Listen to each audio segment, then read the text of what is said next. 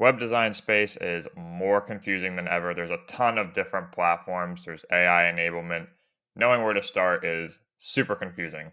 So, being able to identify where you are, what your needs are with a website platform, how to get started based on the most important things to you, that's what we're going to be talking about in this video.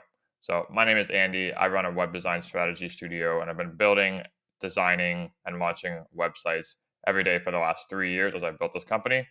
And I've tried a lot of different platforms.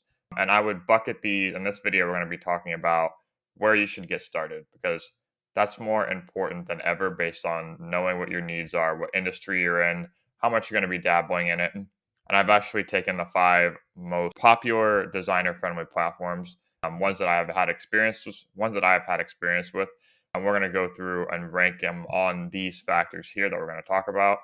So we're going to be ranking from cost, low to high, from complexity, low to high, from their template library.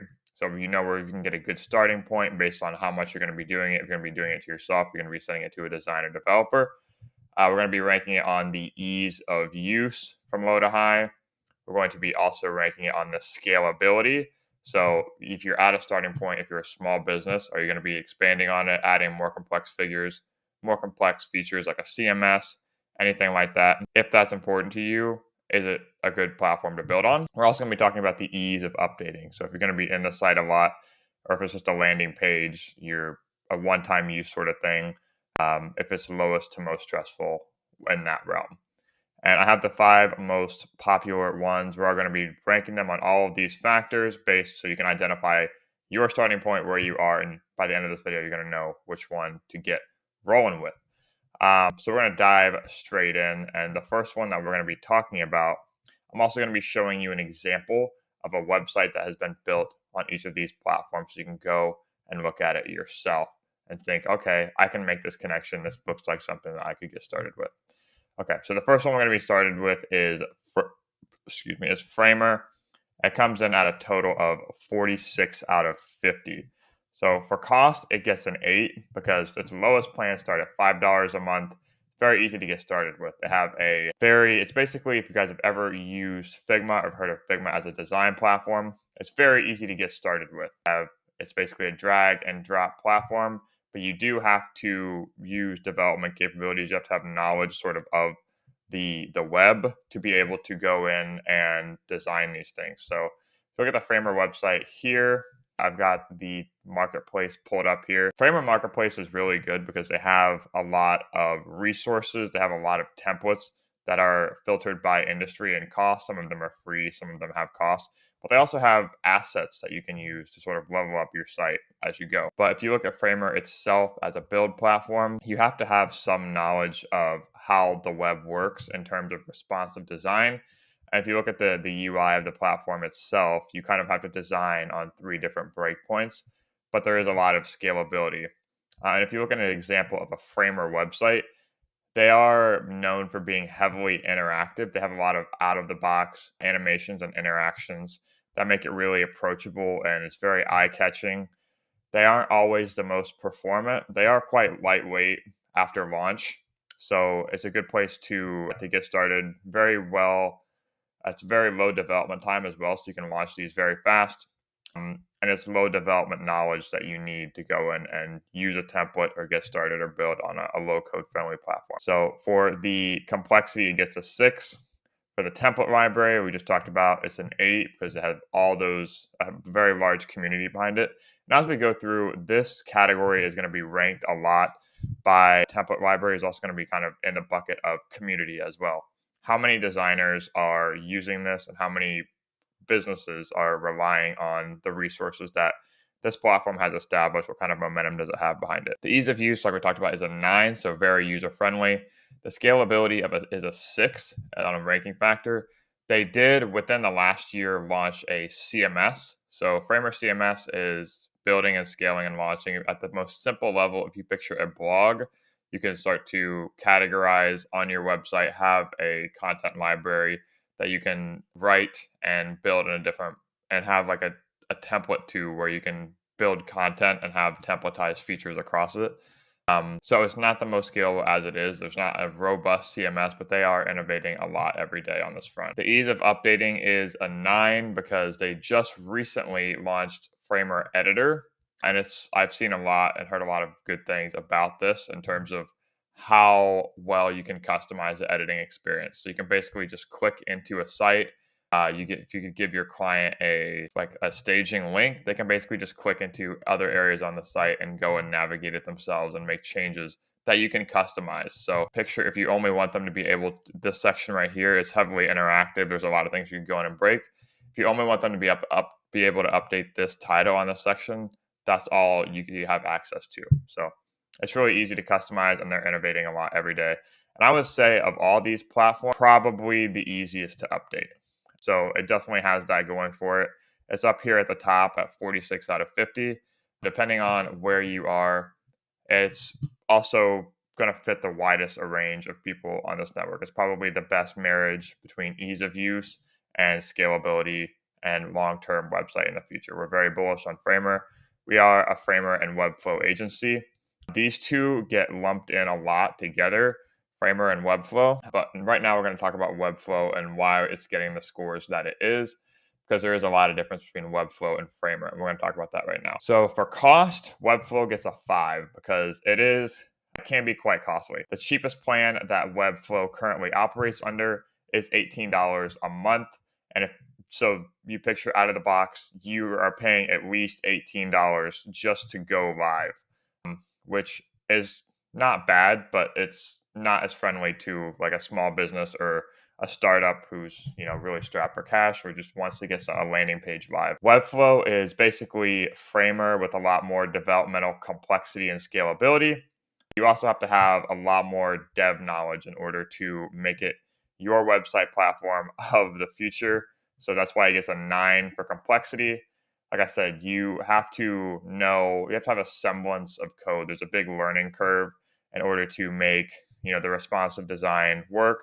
They do have a lot of out-of-the-box features. They have a CSS editor on the right and then a layers panel on the left, but it's not similar to Figma or Framer and the ease of use. So you're going to have a little bit of dev knowledge to go in and make it your long-term home for the future. But it's also the most capable in terms of setting up the CMS. And by the way, the reason WordPress is not included anywhere on here is because we're reviewing design first website build platforms. So that's why WordPress isn't completed. But of all the platforms on this list, if you're familiar with WordPress, Webflow is going to be the closest bet to that traditional platform like WordPress. Also, out of all the ones on this list, Webflow is the most scalable. So that's why it gets a 10 there. The ease of use, like I said, is a 6 because you have to have some dev knowledge. A template library is about a 9. It's got a great community behind it. And there's a very extensive template library. And out of all of these, I would say probably the best. But you do have to, what we've seen with a lot of past clients is that they will buy a template and they don't have the dev knowledge to either design it and customize it to their own needs, or they just will mess something up and it's div soup from there. So they can't make it work for them long term because they don't know how it's built in the first place. Unless you have someone semi-technical on your marketing team or staff, then you're going to have to make sure that you're investing in a template that can actually work for you long term. So like I said, out of this, there's a lot. Here's an example of a Webflow website. Again, very clean, very interactive, very performant. Webflow sites can get quite bloated with all of their interaction features. They did just launch the GSAP integration to where it's inbuilt in their editor now. So animations have become a bit more easy to use, lighter weight. But Webflow can build some beautiful sites. We are biased because we do use it a lot at our studio. But I highly recommend Webflow if you're looking for a long-term build for the future. That's the takeaway. And it can, again, meet you on whatever side that you want to get started on. If you have a long-term vision for what you want to build, its CMS is probably the best on this list. Like I said, most comparable to WordPress in terms of setting up a long-term home. This is going to be your best bet. So the ease of updating is a little bit lower because you have to have some dev knowledge to be able to go in and do that. But It is one of the highest rankers on this list, and I highly recommend it if you have a big picture vision for what you're building. Next up, we're going to be talking about Wix Studio, which has not only the most basic logo out of all of these, but let me grab my pencil again here, but it's also has a lot of downsides. So we're going to be talking about those right now. The cost for this is $9, and the reason for that is because it's about 17. It's about the similarly priced as Webflow. It's a little bit cheaper. It's about $17 to $29 per month for all of its plans.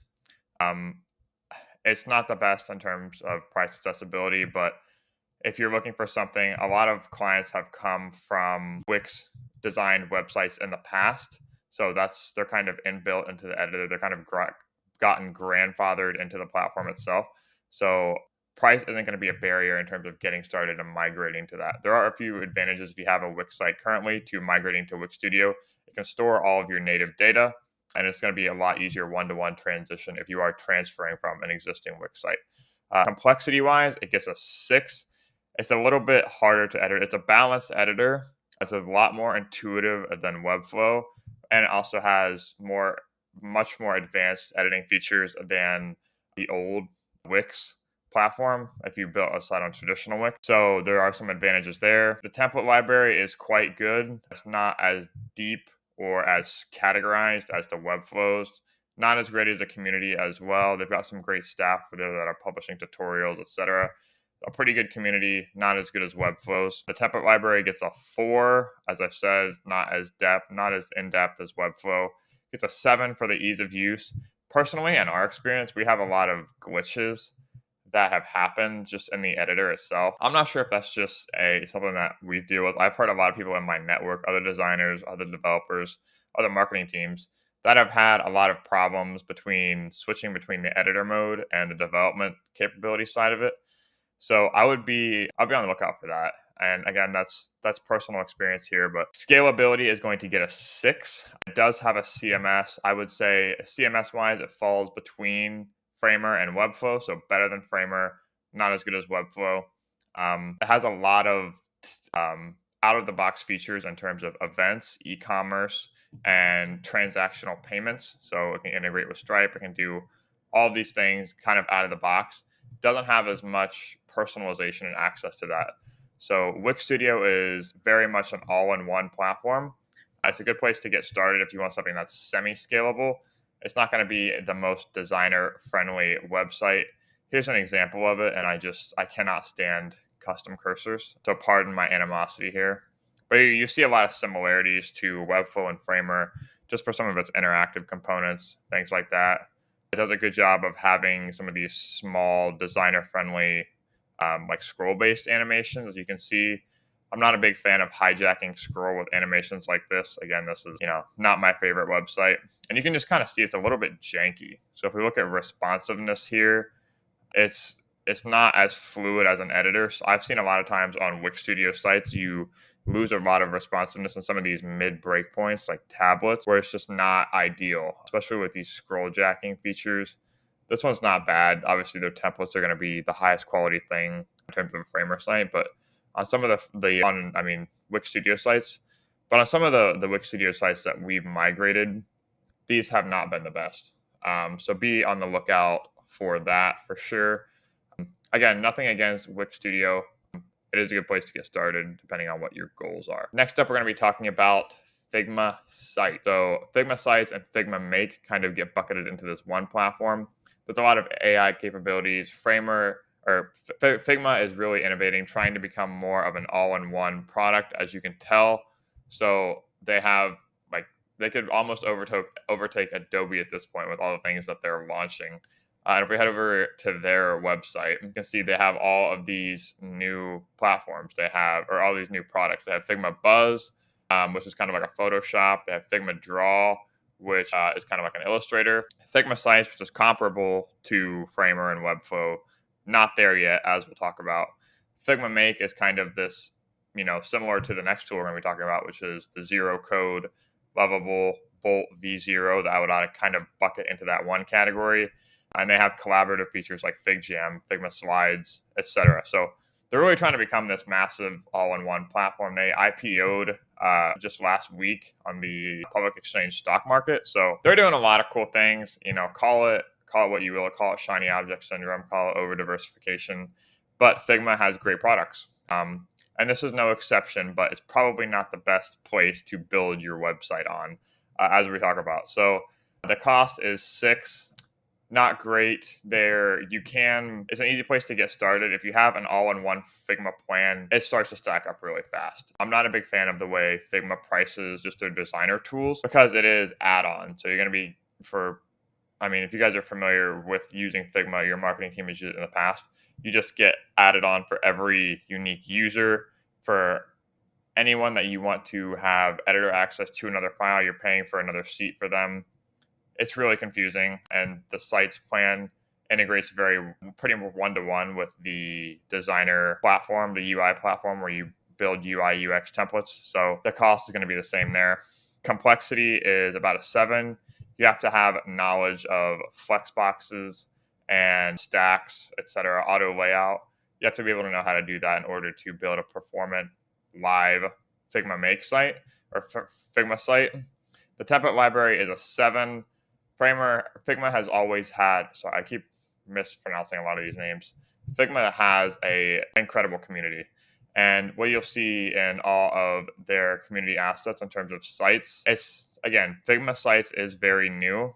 And their sort of vision with the company is to be able to take their existing UI, UX builder, designer platform and be able to migrate it over and eventually get all the people that are using that to just developing their sites there in-house. So they have kind of this untapped resource with where their sites are currently at, where their users are currently at, and they're sort of working on bridging that gap. Whether or not they're doing it very well, I'm not the one to judge, but that is something to keep in mind. So if we're looking at an example of a Figma site right here, obviously it's going to be very designer friendly, but as we're kind of scrolling through it, we're seeing a little bit of jankiness. And this might just be my eye because I'm quite versed in web, but we're seeing stuff like these not fluid animations, not a whole lot of motion going on here. It just feels a little bit kind of lifeless and static, which is definitely going to be the case with the next ones we talk about here. But as you can see, like the menu appearing not in a very snappy way. That's kind of just the overall feel I would get. It's just not very snappy, not very reliable. Some of these animations just out of the box aren't like that balance right there is not very appealing. You can tell it was kind of a templatized build there. Not the best from a development capability. So ease of updating is going to get a 7. And you can update a Figma site from a Framer dashboard. So it makes it very easy to update. But then relaunching that, there could also be a lot of development capabilities when it comes to the live site. It's not going to be, for example, you're not going to be able to one-to-one test sort of how the changes you made will translate to the live site. So there's a bit of a disconnect there. But overall, from Figma Sites gets a 39 out of 60. And the last category we're going to be talking about is Lovable, Bolt, and V0.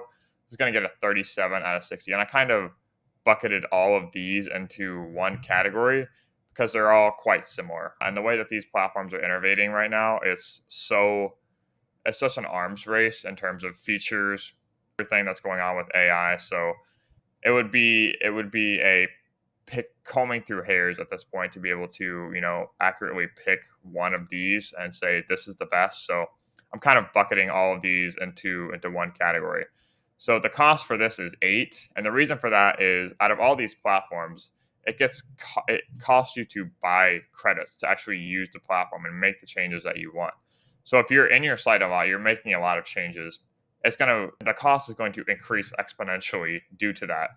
So keep that in mind. If you're going to be someone that's updating your website a lot, then you're not going to want to probably start on this platform.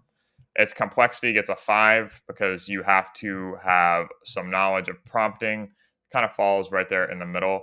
The similarities that you'll see from a lot of these platforms and sort of in tandem is one thing that they do really well is that they're slowly integrating the ability to use visuals to build out the site that you want. So it's making that lower code knowledge, making it very approachable to be able to design and develop websites totally removed from a build platform, even a no code one like Figma, Framer, Webflow, all of these.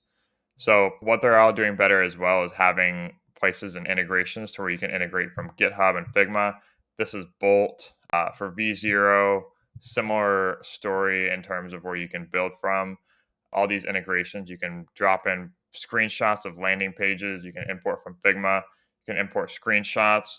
So a lot of these tools do work together in order to try and make it approachable for you to get started. So keep that in mind as well. And we've seen it's continuingly getting better at doing that. The template library for all these platforms as a whole is going to get a 3. And the reason for that is because there are a ton of examples.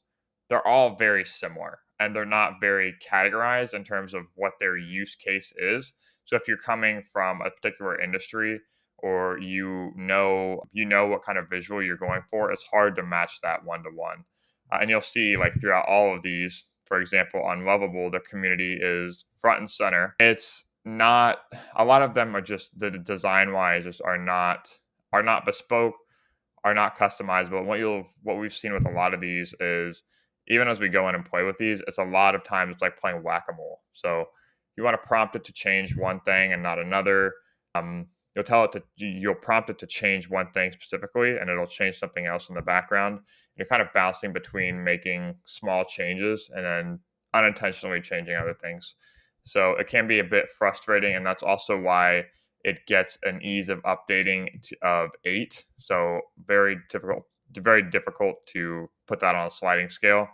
Scalability gets a 4, like I said, because it's very low on this, because you don't want to be building a website here if you're going to be updating it and making changes long term. There's no sort of CMS or scalability that you can have a removed platform that you can be removed from the build platform itself. Its ease of use gets a 9 because, like I said, you don't have to have any development knowledge, but it's overall not something that you want to use if you're not building it outside of a consumer app, something that's short term. It's best for if you just want to test something quickly and more so for a proof of concept sort of use case, as I would recommend.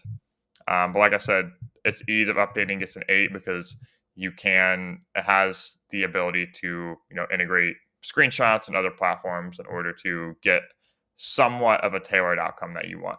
Let me know if you guys found this helpful. Be sure to follow. Thank you guys for watching. Make sure you like, comment, and subscribe. And follow us over on LinkedIn if you want to keep along with the journey building the web design studio. If you have any questions about any of these platforms, shoot me a message, drop a comment, reach out. I'd be happy to answer any and all questions. So thank you guys for watching. Again, remember to like and subscribe, and I'll see you next week.